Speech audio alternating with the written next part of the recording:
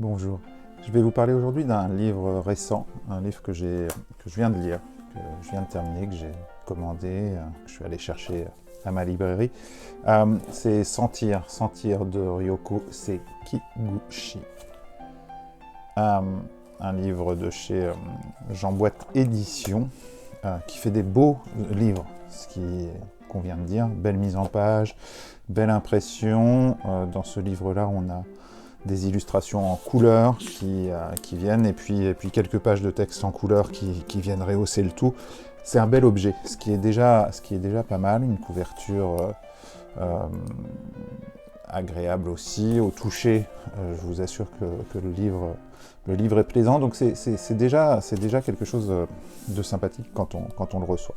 C'est pas toujours le cas aujourd'hui, où on a des livres un peu tout venant. Là, il y a une vraie attention à l'objet. Première chose. Sentir, c'est tout un programme. Peut-être vous parler d'abord de l'auteur Ryoko Sekiguchi. J'espère que je ne fais pas trop d'erreurs de prononciation. Et japonaise, elle est née en 70, elle habite en France. Elle a appris le français comme langue vivante à Tokyo, parce qu'il fallait choisir une langue vivante et qu'elle a choisi le français par amour de la cuisine française. Il se trouve qu'on se suit sur Facebook. Je la connais pas, elle ne me connaît pas, c'est les amitiés à la mode de Facebook. En tout cas, la notion d'ami à cette mode-là. Et il y a quelque chose, moi, qui me fascine chez elle, ce sont les photos qu'elle publie. Elle publie des photos, notamment des photos de nourriture, avec toujours une légèreté, une attention aux détails. Enfin, voilà. Elle a la chance de fréquenter de grands chefs. Elle s'intéresse beaucoup à la cuisine.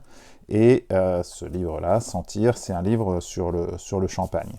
Avant d'arriver là, elle a publié beaucoup de choses en japonais, en français. Et ça, c'est aussi quelque chose qui m'intéresse, les gens qui n'écrivent pas dans leur langue maternelle, qui donc ont une attention à la langue qui ne va pas être de même nature. Même quand on devient, je pense, complètement bilingue, eh bien, l'attention aux mots est pas la même. Et les témoignages qu'on a sur des gens qui écrivent dans une autre langue que la leur, en tout cas que leur première langue, sont toujours intéressants.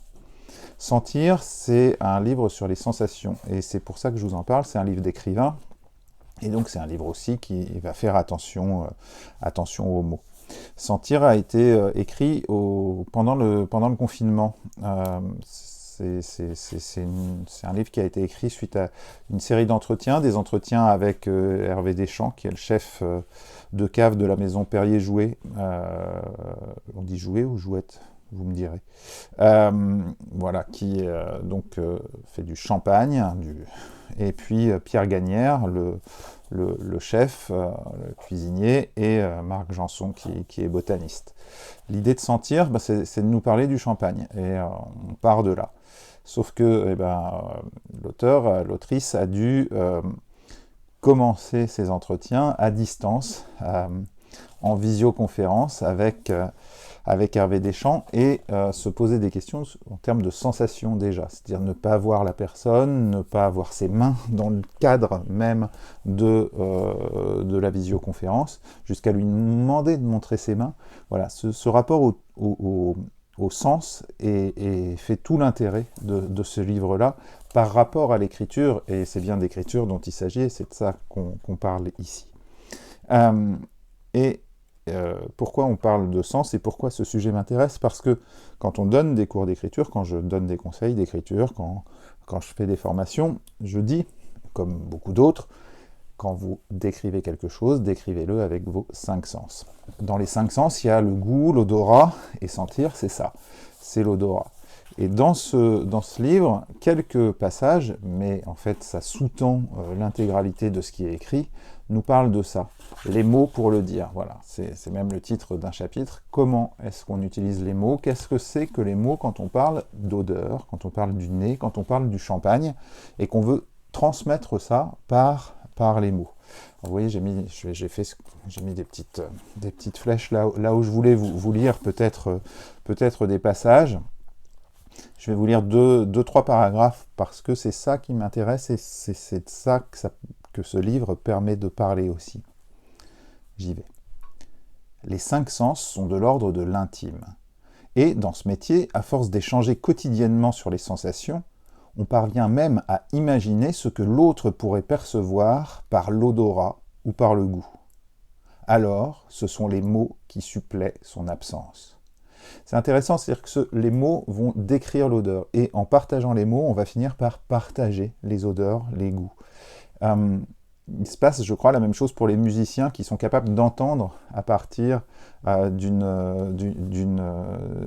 notes posées sur le papier, d'entendre la musique. Et bien là, avec le mot, on arrive à faire ressentir le goût à l'autre. Et c'est tout un enjeu d'écriture. Je continue. Chacun développe son vocabulaire. Or, comme le remarque Molly Birnbaum dans son ouvrage sur l'odorat, contrairement aux autres perceptions, l'odeur refuse la langue. Les mots qui expriment une odeur appartiennent aux autres perceptions. Il faut partir de ce constat et aller découvrir, compléter son vocabulaire olfactif en empruntant des sensations aux autres sens. L'auteur donne comme exemple le vocabulaire gustatif, savoureux, doux, visuel, vivide, opaque, tactile, tendre, chaleureux et musical, mélodieux, profond.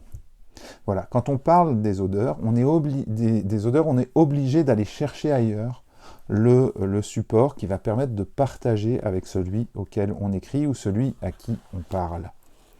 Un peu plus loin, Ryoko Sekiguchi écrit « Quel que soit le domaine de perception et des échanges, ce sont les mots qui les réunissent.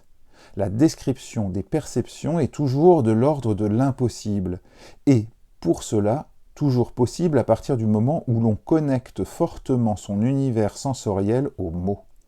On dit souvent que le goût de chacun est subjectif et non partageable, mais les mots réalisent le miracle du partage des 5 sens, en créant un territoire sensoriel commun par lequel les vins clairs passent pour être assemblés.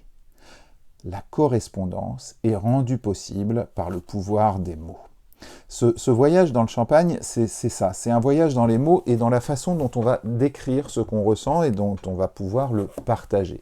C'est donc bien une question d'écriture, des odeurs, il y en a des milliards, et chaque odeur, c'est une histoire. Quand on parle avec des parfumeurs, avec des gens qui créent des parfums, ce qu'ils vous racontent, c'est une histoire. C'est comment, en mélangeant les différents éléments du parfum, ils vous racontent quelque chose.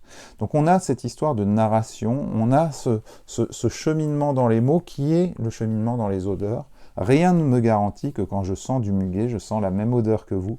Par contre, si je vous dis odeur de muguet, si je vous dis, regardez dans ce plat-là, vous sentez derrière le muguet, vous allez le sentir. C'est-à-dire que le mot va être associé à ce qu'est pour vous la sensation. Et il y a là un travail d'écriture, un travail sur la façon dont on utilise les mots qui est vraiment passionnant. Donc vraiment se sentir là, ce livre, si le champagne vous intéresse, si la matière des bulles qui pétillent contre le palais, ça vous dit quelque chose, si l'amertume, si vous avez envie d'en savoir plus sur tout ça, c'est pas un livre lambda sur le champagne, c'est pas un traité de plus, c'est un livre sur ce que c'est que le partage du champagne, ce que c'est que le partage du champagne, ce que c'est que le partage entre Hervé Deschamps qui crée le champagne et Pierre Gagnère qui lui va créer ce qu'on mange quand on boit le champagne, comment ces gens arrivent à communiquer sur des choses qui sont intangibles, sur des sensations. Voilà. Donc tout ça m'a passionné, tout ça m'a intéressé. C'est en fait autant un livre sur l'écriture, sur notre façon de mettre des mots sur les choses qu'un livre sur le champagne.